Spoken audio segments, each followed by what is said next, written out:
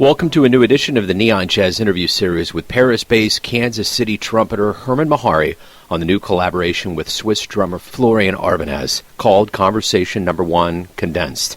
This is the first album in a series recorded in Florian's studio in Basel, Switzerland. Hermon opened up about this new project, other projects that have been going on, this pandemic life, and the hope for the future as we move forward into 2021. It's always great to catch up with this jazz artist that has very deep Kansas City roots. Enjoy.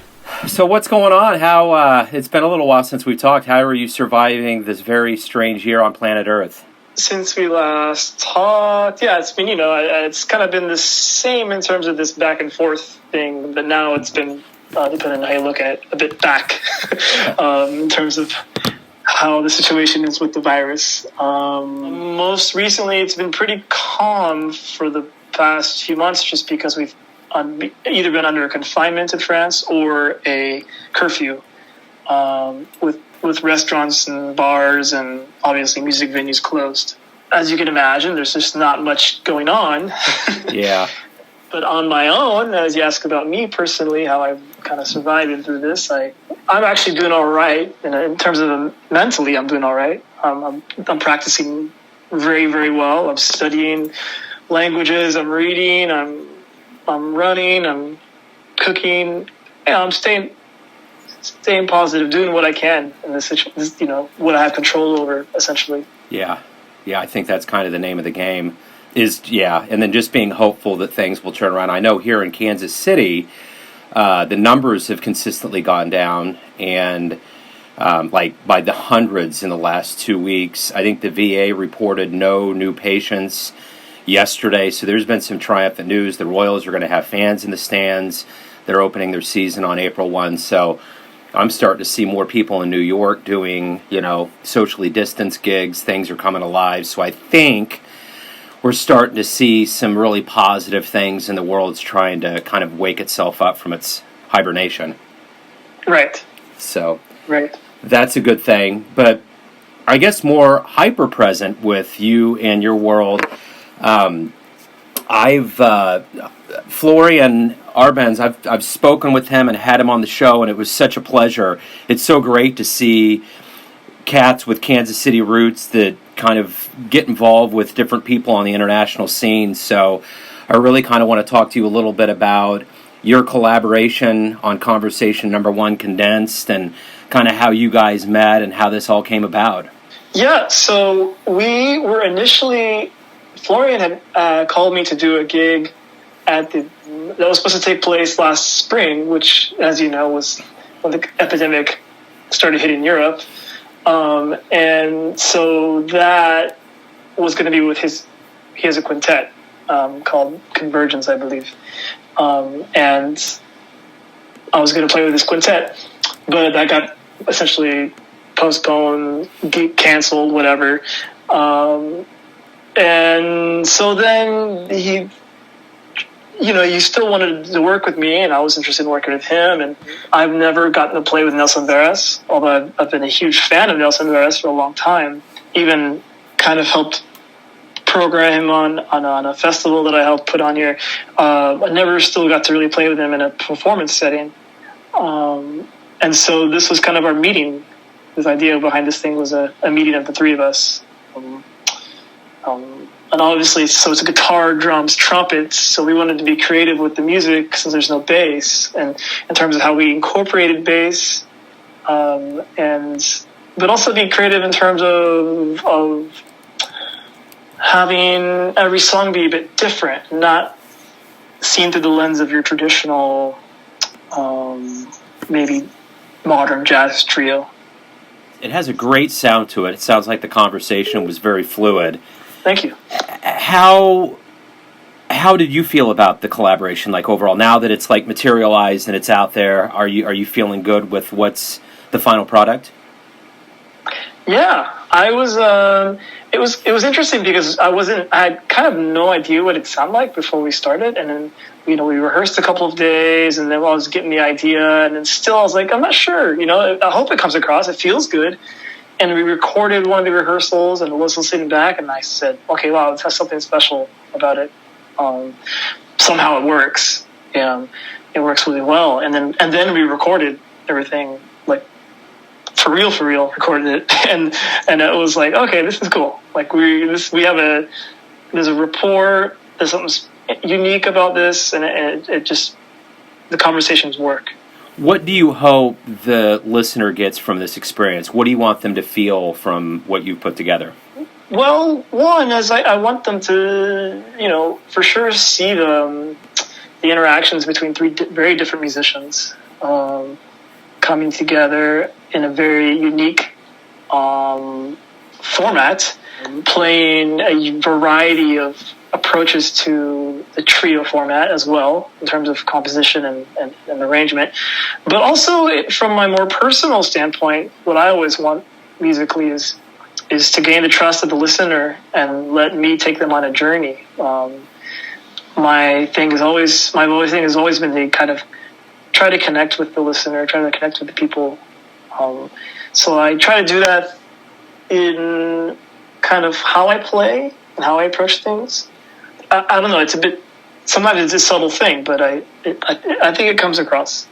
Yeah, I agree, man. Speaking of, I think the interesting thing about albums that are coming out now, when I started having conversations with musicians when this all began, and even into the summer and the fall, it was kind of like, well, you got a new album, but it's a bummer because you can't go out live. But I'm starting to migrate to a notion of 2021 that this is almost like a live performance. This is almost like an enviable position to be able to be an artist, to put something out that will help people that are living through this time on the planet. Yes, exactly. That was kind of the idea with my recent release, A Change for the Dreamlike. I still believe that, and that's kind of what I'm doing now. I'm involved with several different projects, and so I'm trying to put together more things just for people to have. I mean, that's the power we still have as musicians to provide. We can still provide the music. Trying to do that. Yeah, absolutely. As the world is kind of awaking, we have a vaccination, we have a new kind of political outlook that's positive in this country now, and we have some things that are definitely moving forward. Where you're at, and with the way that you see the world of jazz, how do you see this kind of reemergence of artists onto the stage and this reemergence of live music into people's lives? I'm being very cautious because there's still many things, if anything we've learned throughout this process is that we can't really control nature. We can kind of temporarily tame it. And so even with the virus, which seems like it's abating a bit, the thing we've learned is that, okay, well, we thought it was gone a couple of times, but no. So I think people will be, everything's not just going to come back at once. And that's pretty obvious. And so it'll be this kind of tentative, slow thing. The touring game is going to change internationally and maybe even domestically. I'm sure budgets have been affected. I know people are ready to hear live music, but there's also going to be people who are very wary, So, you could even say everything's going to be back 100% in a sense, but there's still going to be some people who are, for instance, going to be a bit more reserved or cautious about things, as a result of what's been happening. So it's going to be, I think, a very, very progressive thing, this return to live music in the way that we knew it. And that, I think that's the thing that's so key about this, is nature is going to do what it's going to do. We have sprung forward here during this process, and we've had to retreat. So I think that we have to be very careful about how we proceed forward here. But I think the one thing that I'd like to know from you as a musician, what do you hope both you as a musician and the collective and the audience realizes about this long absence from live music? What revelations, what feelings do you hope that we get that stick from this time away? I imagine you might know what I'd say, but it's just the importance of it. It's definitely not a revelation from my side. I've kind of dedicated my life to doing this, at the cost of, do you know what I mean? At any cost, right? Yeah. Like I'm in this for the love of it. Clearly not for the money. It's not. In my ideal world, in our ideal world, we'd hope that people would really realize how important live music is, how important culture is, really, at this point. You have museums closed, for instance, and that's the thing. But yeah, the live music, we're talking about jazz and live music. People need to realize how important it is. I think the thing during this time, too, of a lot of self-reflection, what have you learned about yourself during this time? Like, what have you learned that maybe you kind of knew, but you really do know now, or anything that's new about who you are as a musician and how you operate on Earth? It's a good question because I could take an hour to answer it, Yeah. I've learned a lot about myself. It's been a process. I mean, it's been a whole lifelong process, obviously, but it's been a more introspective and a more direct process the past couple of years. And then during this whole period, through multiple confinements and through all this extra free time, it's been a process that's been more intense, and maybe not intense. Intense has certain negative connotations to it. More efficient in a sense. So I've learned, I've kind of learned that I really can do many of the things I set my mind out to do. A lot of the things a lot of these lessons are a lot of things all of us clearly have to learn. But, we're our own worst enemies. It's how we decide to perceive something that really can affect whether we are successful in accomplishing it or not. I've found that I can break habits much easier than I thought I could. And I've found that I can activate my brain in a more... I can just spark up my brain a lot more easily than I thought I could, in terms of being able to process lots of things and learn lots of things and create solutions, that kind of stuff. So a lot of stuff. I mean, it's it's been great. It's been great. From your recent solo release, what's the response been like? I know here in Kansas City, it's been played on the radio. I know it's been really embraced. I've kind of seen you on the media circuit. Are you surprised and happy with how things have worked out for your latest release? I'm very happy. I've been surprised throughout the whole process, but I was really surprised when I first put it out on Bandcamp. Not only the overwhelming response of the amount of people who checked it out, first of all, but what they had to say about it really, really touched me, because it was a thing. It was so personal, and that no one else heard it, right? Like, it was just me. I mixed it, I mastered it. Like, it really was, like, it didn't pass any kind of, like, well, I think I might have mentioned this before, but, like, when you do a recording with a group, you even have the natural feedback of the group when you're playing with them. Even if they don't say anything, they nod their heads, they smile, or you can tell they're into it.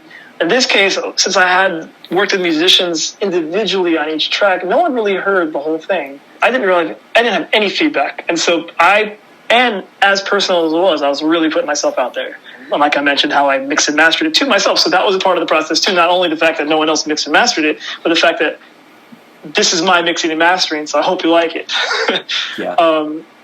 And the response was really heartwarming. Everyone said people said things like, it's perfect, or like, this is exactly what I needed, or, I can see so much of you in this album, or I'm listening to this nonstop. Things like this, and it just like, wow, it floored me. Yeah, that's wonderful. Has Bandcamp been kind of a godsend? I'm getting the feeling that Bandcamp has really kind of emerged as a really good way of supporting the artists and doing things the right way. Yes, it is. It really is. It's kind of crazy because it's a model that really, really benefits the musician.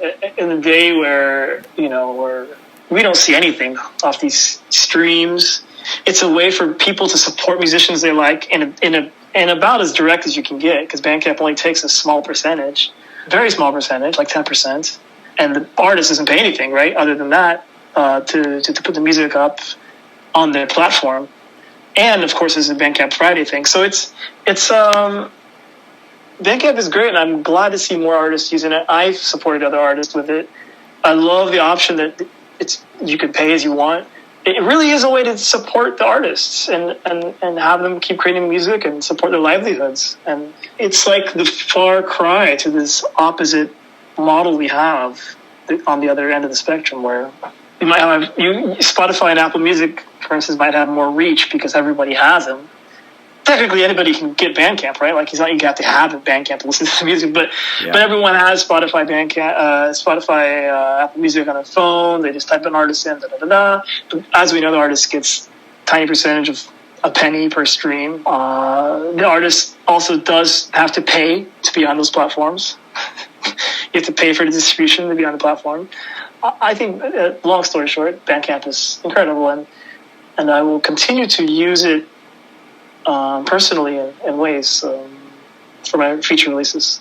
I think the way the world has kind of evolved over this last year, sometimes I'll look back at old photos of No Masks and just that old jazz world. What do you miss the most about that old world? What are you going to look forward to the return, I guess, so to speak, getting back to something that we've lost that may reemerge even stronger when we come back? Just physical contact, just feeling comfortable hugging someone, there's no hesitation between both persons, right? Everyone feeling comfortable and just the love of a hug. I think that's the thing I will look forward to the most more than anything. It just seems such the most human thing, right? Yeah, without a doubt. It's weird because I remember when this all started, I had a TV was on mute, and they were just showing like the new rules of like, you can't shake hands, you can't, stand close to anybody, and all of this, and it's such a psychological mind bender to realize that everything that we've been taught since we were young, very, very young, was revoked within weeks. Yeah. Yeah. Well, yeah, I guess at the end of the day, it's really about those simple moments of getting back to. So, but I got to say, I love it when I see new albums. I think that to me is a part of the old world. Anytime I can get a CD in the mail, or I can get an artist that reaches out and says, "Hey, listen to this," it just reminds me of what will never ever go away, and that is that spirit of the jazz musician that will not stop and will continue to evolve, and will do it above any money or any monetary things, just because you feel it. So I appreciate that.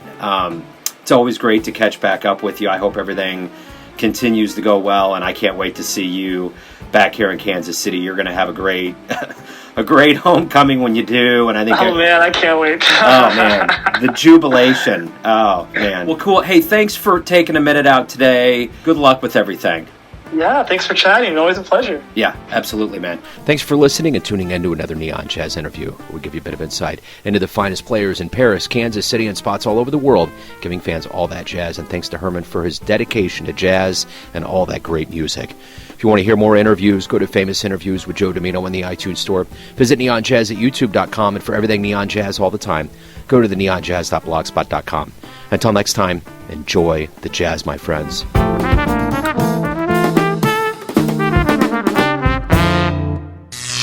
Neon Jazz.